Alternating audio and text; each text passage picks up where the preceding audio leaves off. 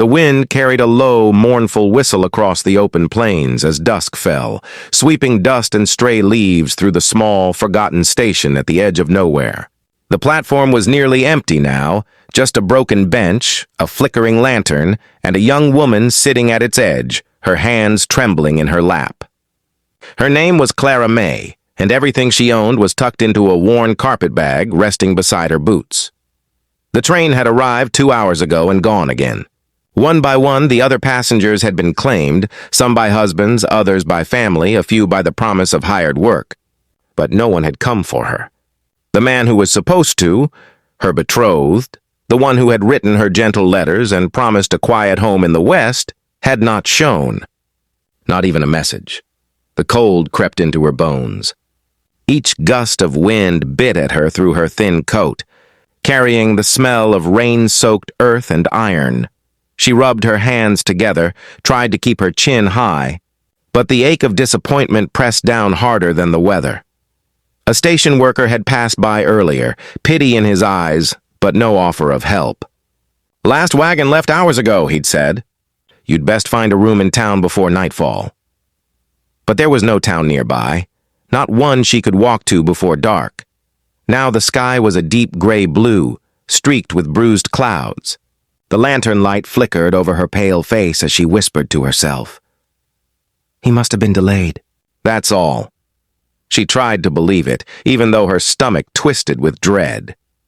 Behind her, the sound of hoofbeats broke through the wind. Slow, steady, coming closer. She turned, her heart leaping. A tall man on horseback emerged from the shadows, a cowboy, broad-shouldered, wrapped in a long duster coat that was dark with rain. His hat was pulled low, hiding much of his face, but even from a distance, there was something solemn about the way he carried himself. When he reached the platform, he dismounted and tied his horse to the post, his movements unhurried. Clara swallowed hard and stood, her voice barely steady. "Sir, are you looking for someone?"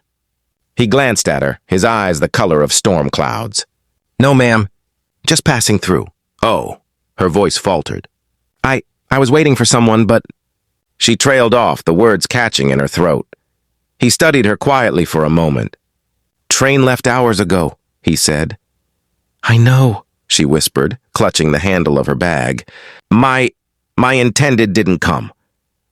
Something shifted in his expression, something like understanding. He took off his hat and brushed the rain from the brim. "You're a mail-order bride, then," he said softly. Her cheeks flushed with shame, though there was nothing to be ashamed of. "Yes, sir, I am." Or was supposed to be. He nodded slowly. "These planes will do that to a person. Promise you hope, then leave you in the dust." For a long while, neither spoke. The sound of the wind filled the silence, rustling the tall grass beyond the station. The cowboy finally asked, "You got a place to stay tonight?" Clara shook her head.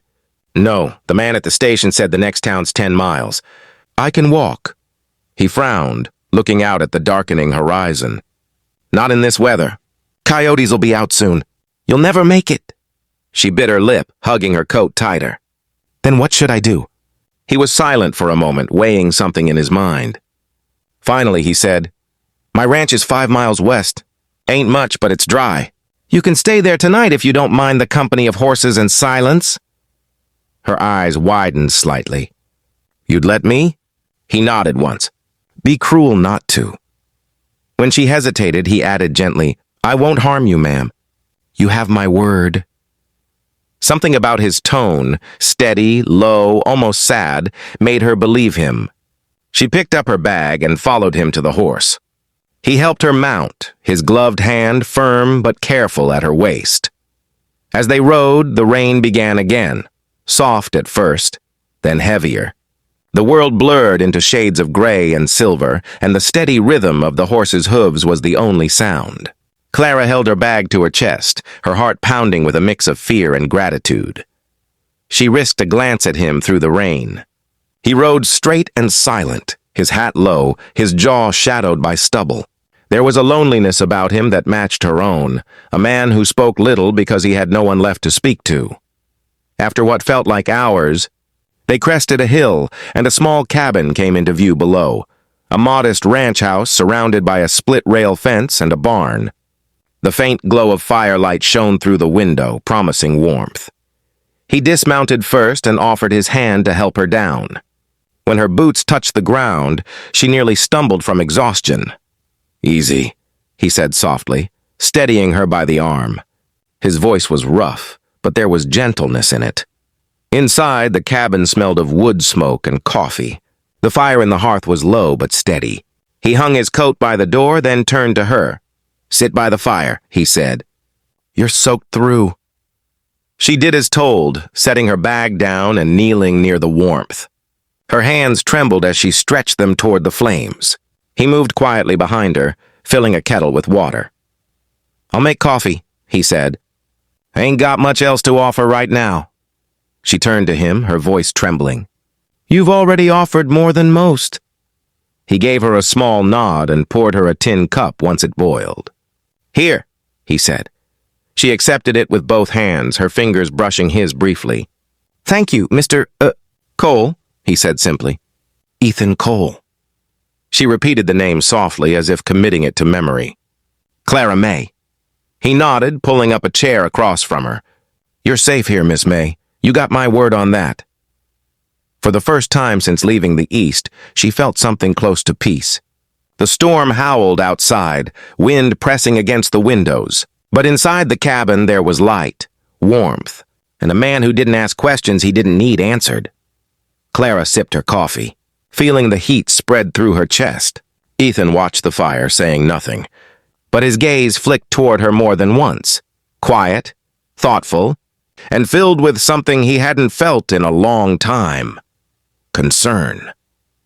When she finally leaned her head against the chair and closed her eyes, her exhaustion taking over, he stood slowly, pulled an old wool blanket from the bed, and draped it gently over her shoulders.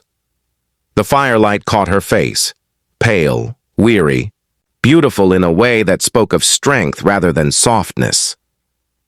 Morning came quietly, slipping in through the cracks of the cabin's shutters with the soft gold of dawn. The storm had passed, leaving the air damp and clean, heavy with the scent of wet earth. The fire in the hearth had burned low through the night, a soft orange glow still pulsing at its core. Ethan stirred first, long before the sun crested the ridge. Habit. Years of ranch work made waking early second nature. He rose from his chair, his back stiff from sleeping upright, and looked across the room. Clara May was still there, curled beneath the old wool blanket he'd covered her with. Her head rested lightly against the chair's arm, her brown hair tumbled loose, drying in soft waves from the rain. For a moment, she didn't look like the frightened girl he'd brought in from the storm. She looked peaceful, even safe. He stood there a long time, one hand on the back of the chair, studying her face in the firelight. He couldn't remember the last time someone had slept in his cabin. Not since his brother's death, not since his ma's funeral. The place had been nothing but quiet wood and memory since then. When he finally turned away, it was to tend to the chores. He stoked the fire, set water to boil, and stepped outside to feed the horses. The sky was still painted with streaks of pink and gold, and the fields shimmered with dew. His boots left soft prints in the mud as he crossed to the barn. He was brushing down his mare when he heard the cabin door creak open behind him. He turned to see Clara standing there, the blanket still around her shoulders, blinking against the morning light. "Morning," he said simply, his voice carrying easily across the yard. She hesitated, then offered a shy nod. "Morning, Mr. Cole." "Ethan'll do," he replied, giving the mare a last pat before leading her to the trough. "Sleep all right?" "I did," she said softly. "I can't remember the last time I wasn't cold." He smiled faintly, though he kept his back to her. "Fire does that. Makes a place feel more alive." She stepped out a little farther, her boots crunching the damp earth. I don't mean to trouble you longer than I should," she said quietly. "You've done more than enough already." "Weren't no trouble." He turned toward her now, meeting her gaze. "But you can't leave yet. Road's a mess, creeks are high. You'll drown before you hit the next town." Her lips parted, a soft breath escaping. "So what should I do?" "You can stay a spell," he said, shrugging like it was nothing. "Help around the ranch if you feel up to it." "I could use an extra hand." Her brow furrowed. "You'd let me work here?" He